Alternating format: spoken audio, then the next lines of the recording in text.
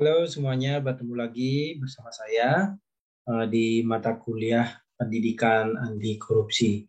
Pada video sebelumnya ya, kita sudah membahas tentang faktor penyebab korupsi dan di video kali ini saya akan sharing berbagi terkait dengan dampak masif dari korupsi. Silakan disimak materi berikut ini ya, apa saja dampak masif. Kita lihat video berikut ini.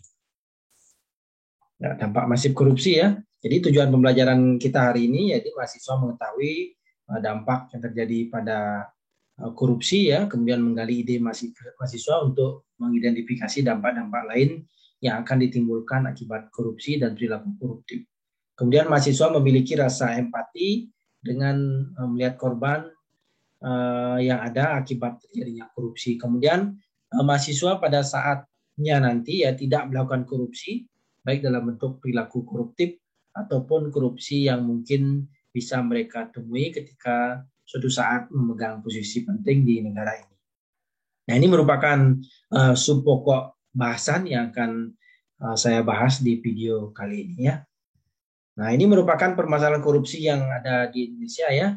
Jadi ada beberapa kasus yang familiar, contohnya Wisma Atlet, kemudian Cukong Kayu Gelondongan, kemudian perempuan yang menjadi pelaku korupsi, ada oknum nakal Bank Sentral ya. Ini merupakan kasus seperti itu. Ada kasus Nazarudin, ya, kemudian kepala daerah yang terjerat beberapa kasus korupsi. Ini merupakan kasus-kasus yang mungkin familiar dan sangat besar kerugian negara yang ada di Indonesia. Selain kasus-kasus yang lain ya, ini salah satu contoh kasus-kasus yang mungkin sering kita dengar di media sosial, di media cetak, maupun media massa lainnya. Nah, ini merupakan sebuah gambaran ya, jadi ini berdasarkan data yang saya dapatkan bahwa ada dari 10 tahun terakhir ya, jadi sebanyak 46 bupati atau wali kota dan 10 gubernur terjerat tindak pidana korupsi. Jadi sebagian besar merupakan permasalahan di pengelolaan anggaran yang dengan modus penyuapan diikuti oleh sektor pengadaan barang dan jasa dan sektor perizinan. Itu merupakan data-data terakhir ya yang saya dapatkan ya terkait dengan kepala daerah yang terjerat kasus-kasus tindak pidana korupsi. Jadi mudah-mudahan dengan adanya video ini, jadi kita mulai tersadarkan bahwa ketika kita memegang jabatan di suatu lembaga maupun daerah, jadi kita mesti mengingatkan diri kita bahwa akan ada modus penyuapan, baik itu di sektor barang maupun jasa dan perizinan, agar kita tidak terjerat kasus-kasus tersebut. Nah, ini penanganan korupsi oleh KPK tahun 2019 ya, nanti tahun 2020 bisa dilihat di webnya KPK. Kemudian ini masih ya, nah ini merupakan dampak masif dari korupsi. Tapi dampak masif itu dampak yang sangat luas ya, apa yang ditimbulkan oleh korupsi. Nah, ada beberapa dampak ya, jadi korupsi tidak hanya berdampak terhadap satu aspek kehidupan saja, tapi korupsi juga menimbulkan efek domino. Efek domino yang meluas terhadap eksistensi bangsa dan negara ini dapat menimbulkan efek yang sangat luas, bahkan kehancuran yang bisa disebabkan oleh korupsi tersebut terhadap eksistensi bangsa dan negara. Nah, ini merupakan dampak masif korupsi ya dari buku yang telah saya bagikan sebelumnya ya. Nanti bisa dilihat di halaman 50. Jadi dampak masif korupsi itu ya ada 7. Pertama ada dampak ekonomi, yang kemudian yang kedua ada dampak sosial dan kemiskinan, yang ketiga ada dampak birokrasi pemerintahan, keempat dampak politik dan demokrasi, kemudian yang kelima ada dampak pertahanan penegakan hukum, kemudian yang keenam ada dampak terhadap HAMKAN, ya, pertahanan dan keamanan, kemudian dampak terhadap kerusakan lingkungan. Nah, sebegini besarnya ya, dampak korupsi yang dapat ditimbulkan oleh korupsi terkait dengan dampak-dampak yang dapat menghancurkan bangsa kita. Oleh sebab itu, mari kita jauhi korupsi karena memang dampaknya dapat menghancurkan sendi-sendi kehidupan bangsa dan negara. Nanti untuk detailnya ya, saudara bisa lihat di buku Pendidikan Anti Korupsi untuk Perguruan Tinggi, itu ada di halaman 50 ya, untuk dampak masif korupsi. Nah, ini merupakan penjabaran ya Misalnya dampak ekonomi, jadi dampak yang dapat ditimbulkan itu seperti lesunya pertumbuhan ekonomi dan investasi. Jadi karena adanya korupsi, ya investasi akan berkurang.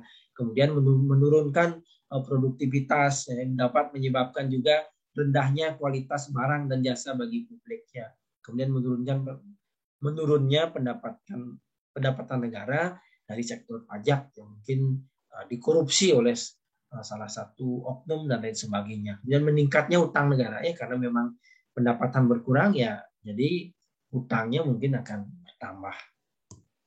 Nah, ini merupakan dampak sosial dan kemiskinan ya, jadi bisa menyebabkan mahalnya harga jasa dan pelayanan publik yang dapat disebabkan. Kemudian pengentasan kemiskinan jadi berjalan dengan lambat ya, karena memang dana-dana tersebut yang mungkin saja dikorupsi, sehingga pengentasan kemiskinan yang ada di Indonesia ya akan berjalan sangat lambat, hanya menguntungkan beberapa oknum akibat terjadinya korupsi.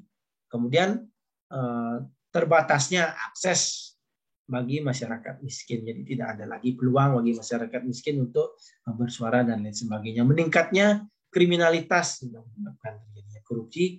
Kemudian solidaritas sosial semakin langka dan demoralisasi yang terjadi. Ya. Nah, ini dampak bagi birokrasi pemerintahan, jadi matinya etika sosial politik ya, jadi matinya etika sosial dalam berbirokrasi, kemudian tidak efektifnya aturan dan perundang-undangan akibat terjadinya dampak korupsi. Kemudian birokrasi yang tidak efisien, mungkin saja berbelit-belit, harus ke sana, harus ke sini, sogok sana, sogok sini, yang mungkin bisa terjadi ya karena memang dampak birokrasi yang menjadi sangat sulit. Nah, kemudian dampak politik dan demokrasi, jadi munculnya kepemimpinan yang korup, ya, ini bisa disebabkan.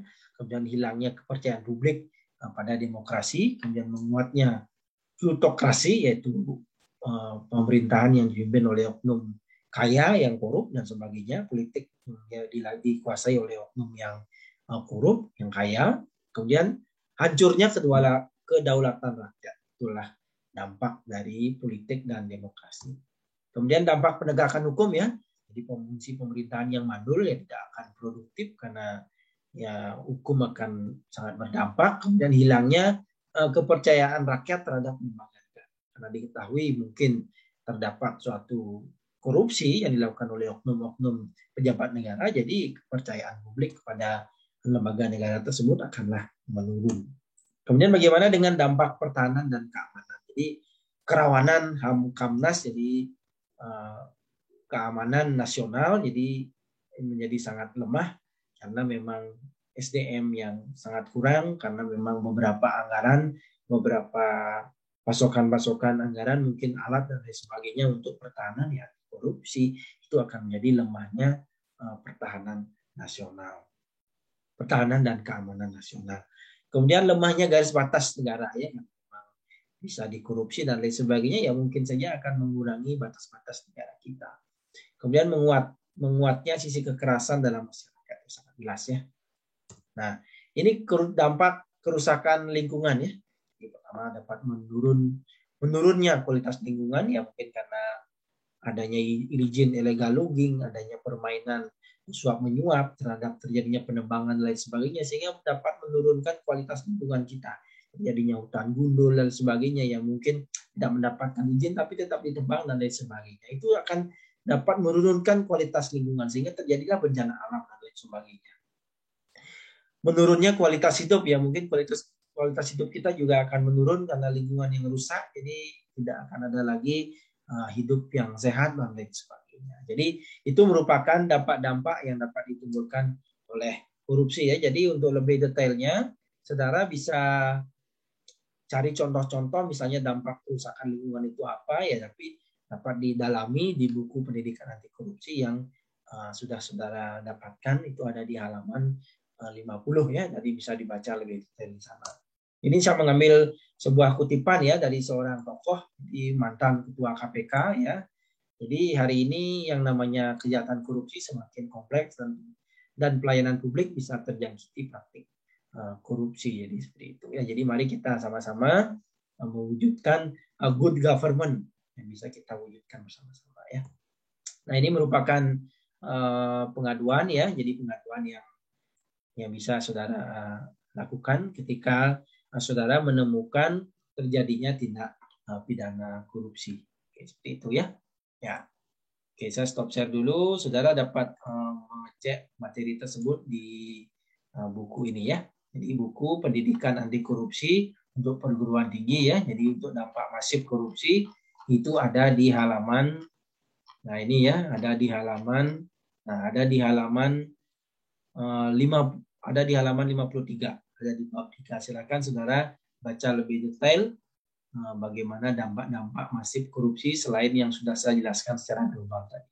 Ya, baiklah saudara, demikian dulu penjelasan saya untuk video kali ini. Semoga ada manfaatnya untuk kita semua, terutama dapat mengingatkan kita bahwa korupsi itu dapat menyebabkan efek kehancuran yang luar biasa bagi kehidupan berbangsa dan bernegara.